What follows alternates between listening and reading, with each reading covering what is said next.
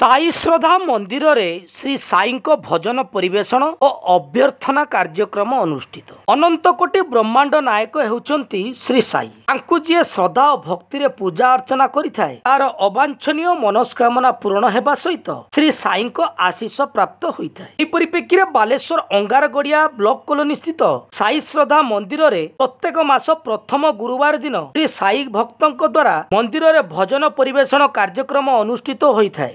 सहस्राधिक भक्त और श्रद्धालुओं गहन रे भजन परिवेषण मंदिर समेत उक्त अंचल रे भाव भक्तिमय परिवेश सृष्टि होता है। यह अवसर में बालेश्वर विधायक स्वरूप कुमार दास और तांको सहधर्मिणी मंदिर आगमन सह पूजा अर्चना और श्री साई आशीष कामना करथिले। एने मंदिर कमिटी पक्षरु विधायक श्री दास और तांको सहधर्मिणी को अभ्यर्थना प्रदान करा जायतिला। तत्स भजन परिवेषण वाद्यकार गुरु मानकु मध्य विधायकों द्वारा अभ्यर्थना प्रदान करा जायतिला। एतिस संध्या आरती और यथा रीतिनीति पूजा अर्चना करा जायतिला। मंदिर कमिटीर सभापति सुनीता बेहरा, संपादक सुधांशु राउत, जुग्म संपादक श्रद्धानंद पाणिग्राही, गौरहरि दास, जयंतीराणी दास तत्वावधान रे अनुष्ठित कार्यक्रम रे शताधिक संख्यार भक्त और श्रद्धालु योगदान करथिबा बेले सेमानक पई प्रसाद सेवनर सुव्यवस्था करा जायतिला।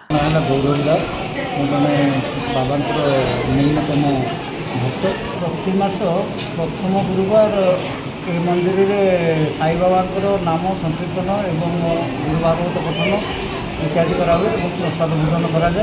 विधिवत भाव में नना चारिपड़ पूजा कर आमर बहु संख्यार भक्त एठार समागम होती। यहाँ को आम चालू रखी आम मन भर भावी रखीचे और बाबा कार्यक्रम आम गहन विधायक स्वरूप दास सहधर्मी आसते से बाबा कार्यक्रम लिप्त रही और समस्त शुभकामना मनाइले। आम समस्त भक्त से धन्यवाद ये कलु।